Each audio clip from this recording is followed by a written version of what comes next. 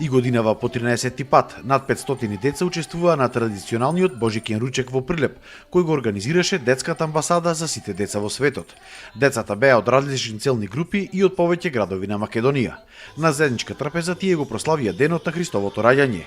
Имаше покането дечиња и од другите верски заедници.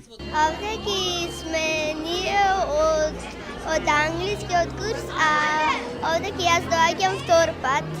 Дружењето е преголемо и забавата е многу голема и ние сме многу среќни што сме дел од овој настан. Денеска ми е чест што сум дел од оваа манифестација и што не спои сите нашите соученици од цела Македонија. Мотото на настанот е едно небо за сите деца, а на сите нив пак општина Прилеп им подели новогодишни и божекни пакетчиња.